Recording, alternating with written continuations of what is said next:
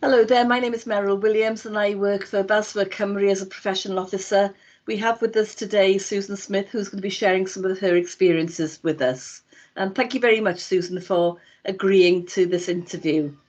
Can you tell me a little bit about yourself, first of all, and maybe what sort of led you into social work? Hi, Meryl. Thank you very much for asking me. It's a pleasure to see you again. What led me into social work? If I go back, well, I was going to say a little way, but it's quite a long way to school. So I Not went. that long ago. Oh, I'm convent educated, so I went to an Ursuline convent, and very much in terms of values and beliefs. Service was the driving value, and so I think I always knew that I wanted to be in some sort of service, and kind of fell into social work by accident.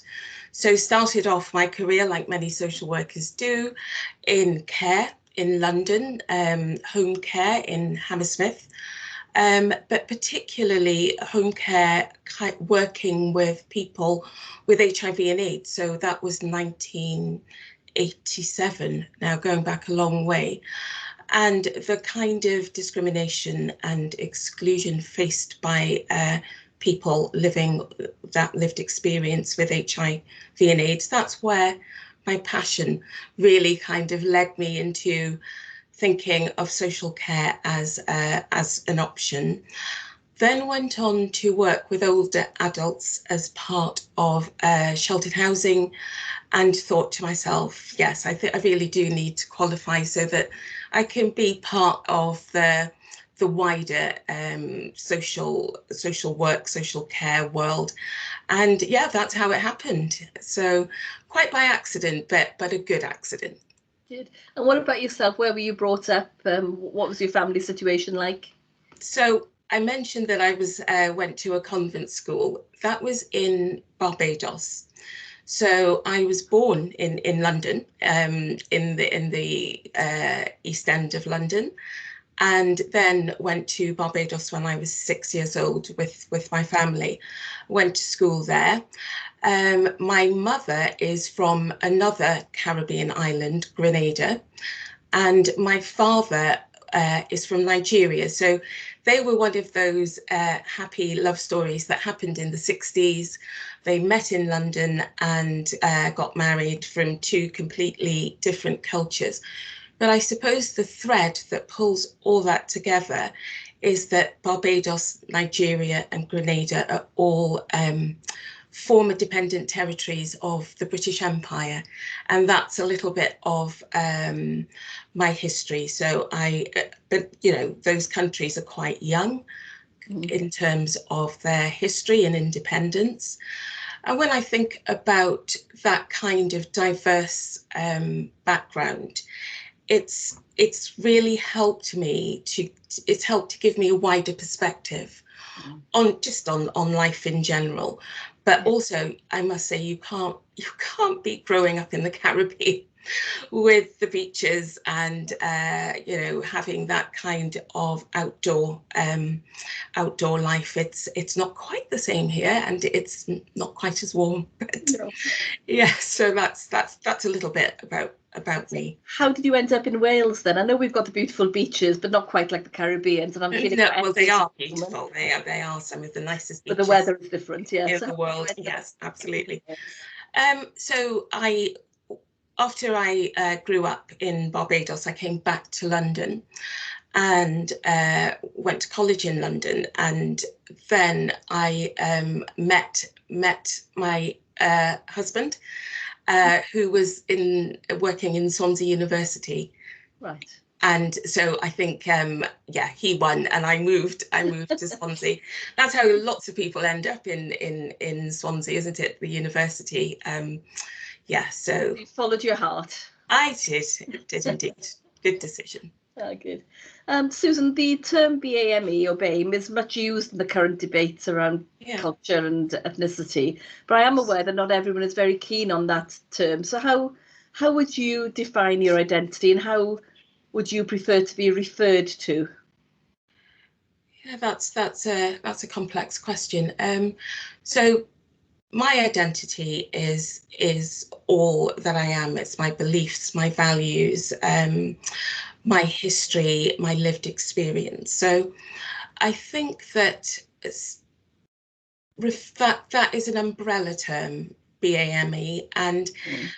that it's a convenience for talking about issues of race, really important conversations, but it also disguises the diversity within that umbrella term.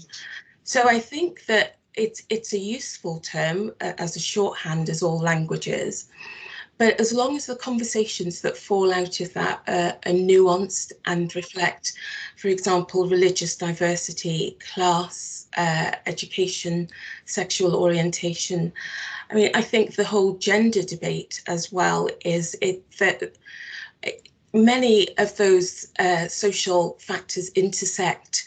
So while BME, it used to be called a few years ago, while that's a useful shorthand, I noticed that the concept evolves, and now we're referring, certainly my son, who's 27, to people of colour.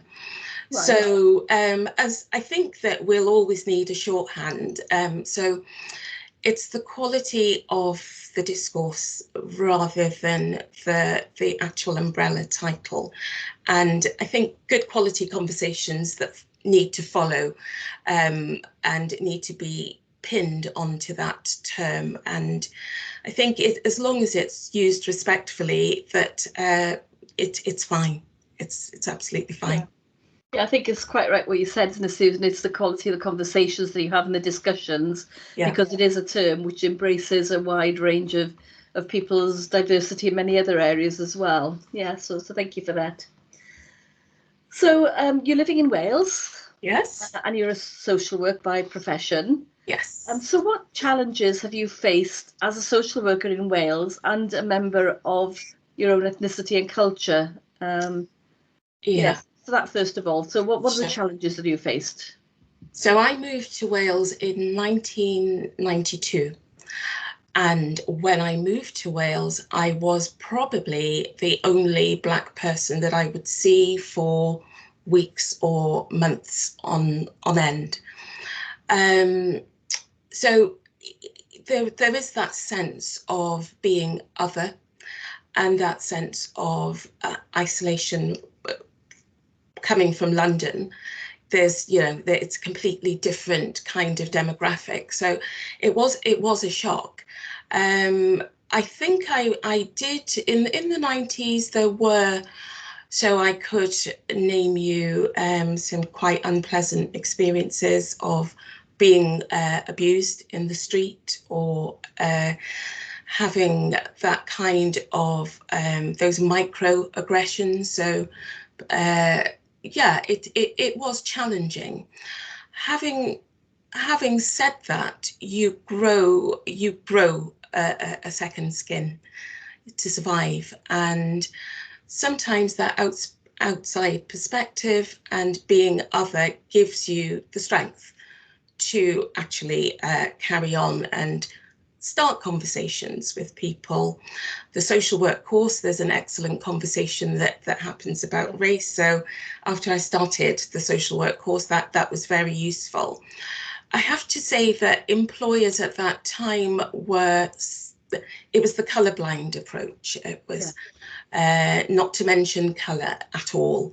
So there was no space for me to talk about some of the experiences. Bearing in mind, I was at work when some of those experiences happened. So they'd happen in people's homes, they'd happen in neighbourhoods, they'd happen. So I think that you realise very quickly that you're on your own, and you find your ways of coping by talking to friends, families.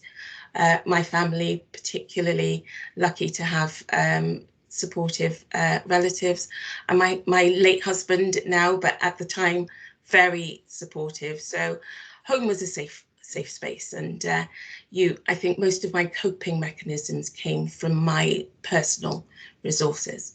Okay, that's sort of answered the next question really, Susan, which is fine. So it was what has kept you going when things have been difficult, and from what you're saying, it's your family, the support that you had around you there that Yeah, helped you get through the tough times. definitely my family, but also refusing to internalize any of the bias or any of the prejudice, and being aware that if you are a minority, it's very easy to let the negative perceptions seep into you, into your consciousness, and I think losing confidence can happen very rapidly. So that self-awareness and making sure that I kept myself whole was very helpful. I think having grown up in the Caribbean as part of a racial majority also helped me to feel that fundamental security, and not to actually not to buy into any of the negative stereotypes, and also not to let that colour how I experience friendships and with colleagues in South Wales, very supportive social work colleagues. So yeah, it's a bit of a mixed bag, but it's resilience is key. If not, you could quite easily succumb to the pressure of being other. Yes, yeah. And I think, from what you said earlier, it's that resilience that you need, whether it's an issue of colour or gender or ability or disability. Yeah. That's important, isn't it, really? And having that support around you is vital. Yeah, Yes. yeah. Yes. So what advice would you have for colleagues, especially maybe, new social workers who also belong to the BAME community? I think that to keep the conversation alive is really important. So if you have conversations, we all need to have conversations about race, whatever racial background we are, because of course, if you have a society that's racist, it's not good for anyone. So kind of taking the shame out of having the conversation, having honest, open conversations in a safe space is certainly, I would say to colleagues, make sure you can find a safe space. I would also say to be very careful about the knowing your history, knowing your personal history, and how history impacts on systemic racism, so that you could understand the breadth and scope of it, and helping people who indeed have, some people, I think it's 34% of people in the UK have never had a conversation or a friend from a minority group. So it's that kind of encouraging people to talk about race and not to feel ashamed about talking about race respectfully, sorry. So my advice would be seek support, keep the conversation open, be informed about the historical factors that have been the breeding ground for all kinds of oppression, not just racial oppression, and to keep going. That's yeah, keep good quality conversations. Brilliant. That's really, really helpful. Thank you, Susan. That's the last of my question, really. I don't know if there's anything else you want to add. No, thank you. I really do want to say that I found that there are a number, since the Black Lives Matters movement, there are a number of helpful podcasts. So even if you don't have access to people from minority ethnic communities or people who are like yourselves, I think that I found quite a few podcasts on race, literature on different experiences. That has helped me to keep going. So I, people like David Olusoga, who is a British historian, I find the wider context really does help inform the quality of my conversations with everyone, really. So I would say seek out the facts and yeah, be guided by, and also if the facts are uncomfortable, it's learning to be uncomfortable together. Yes, not shying away from maybe sometimes what's obvious, isn't it, really? Whether it's in relation to race or disability or whatever the issues may be. It's being comfortable to have those conversations and to share those views. Yes. Thank you. Thank you. Diolch yn fawr. Thank you. Diolch So yn fawr. pleased that you were giving your time just to having this interview today, and we'll be in touch again. Lovely. Thank you for having me. Thank you.